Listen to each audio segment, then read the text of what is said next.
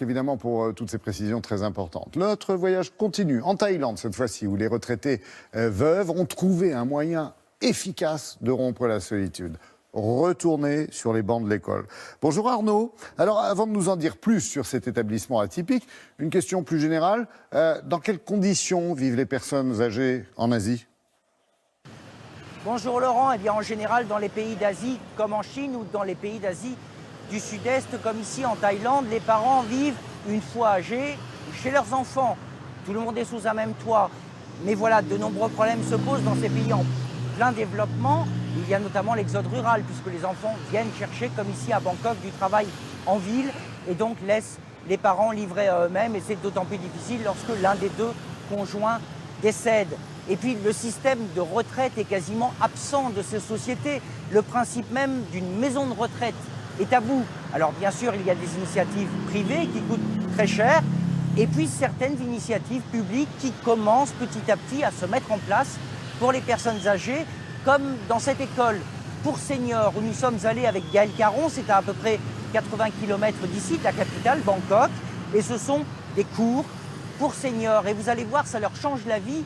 Nous avons notamment rencontré Somjit, elle a 77 ans, elle a perdu son époux il y a 3 mois. Et vraiment, cette école lui a changé la vie. Regardez ce reportage. Somjit ne porte pas de signes extérieurs de tristesse. Au contraire, le matin, comme toutes les semaines, elle revêt son plus bel uniforme, jupe rouge, sa préférée, et chemise blanche. Pourtant, elle porte bien le deuil de son mari, morte dans un tragique accident de la route il y a tout juste 3 mois. Quotidiennement, elle prie pour la paix de l'âme de celui qui l'a accompagnée pendant plus de 50 ans.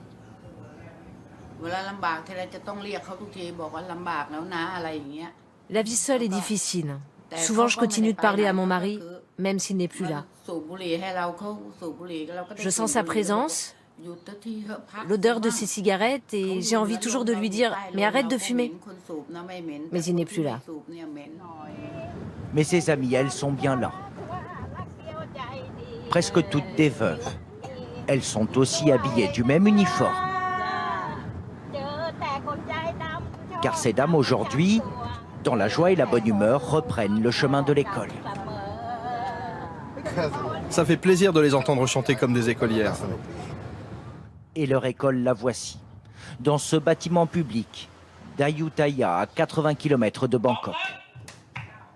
L'école des seniors, c'est tous les mercredis.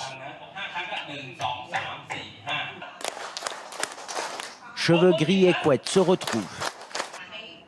Une cinquantaine d'élèves, parfois un peu dissipés, pour des cours d'une demi-journée.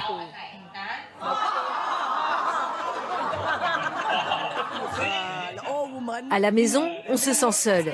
Ici, on s'amuse. Je me coiffe comme ça, uniquement pour venir à l'école.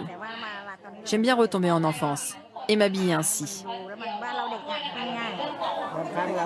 Ces classes m'ont redonné goût à la vie.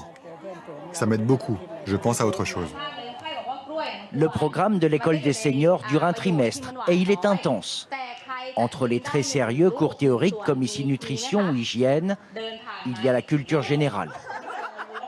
Surtout ici, on réapprend à rire. Et on fait de l'exercice physique.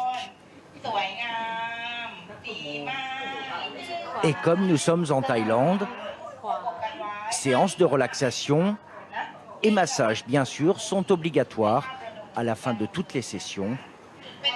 Somjit apprécie. Ça m'aide beaucoup à oublier ma peine. Ici, on se serre les coudes, on s'entraide. Ça comble le vide.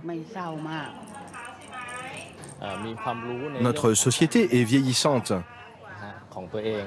On ne peut pas laisser les personnes âgées seules. Alors, nous avons décidé d'offrir ce service public pour aider tous ces gens à mieux prendre soin d'eux. Ces cours sont évidemment gratuits pour ces veufs et ces veuves. Le nombre d'inscrits ne cesse d'augmenter. Une belle manière pour eux de retrouver le sourire.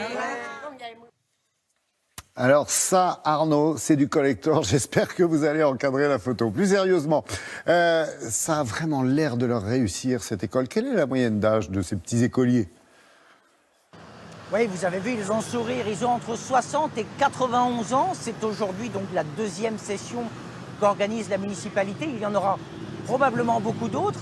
Et il y a même à la fin de la session une cérémonie qui vient d'avoir lieu de remise de diplôme, comme dans les universités thaïlandaises ou américaines les plus prestigieuses. Alors, initiative remarquable, on est tous d'accord. J'imagine quand même que c'est une goutte d'eau à l'échelle de la Thaïlande, non? Oui, c'est vrai, Laurent, c'est une véritable goutte d'eau. En Thaïlande, l'État est finalement assez peu présent, comme un peu partout en Asie. Une personne comme Sonjit, par exemple, touche 20 € par mois, sans famille, point de salut. Alors, des initiatives comme celle que l'on a vue, il en faudra vraiment beaucoup, puisque la population thaïlandaise est vieillissante, comme la population chinoise d'ailleurs, ou la population japonaise. Ici, il y a 7 500 000 personnes de plus de 65 ans aujourd'hui. En 2040, il y en aura 17 millions, soit un quart de la population. Vous voyez, il y a encore beaucoup de travail à faire. Oui, mais comme quoi, il y a une vie après la vie. Et merci pour cette démonstration, Arnaud, et à très bientôt, bien sûr.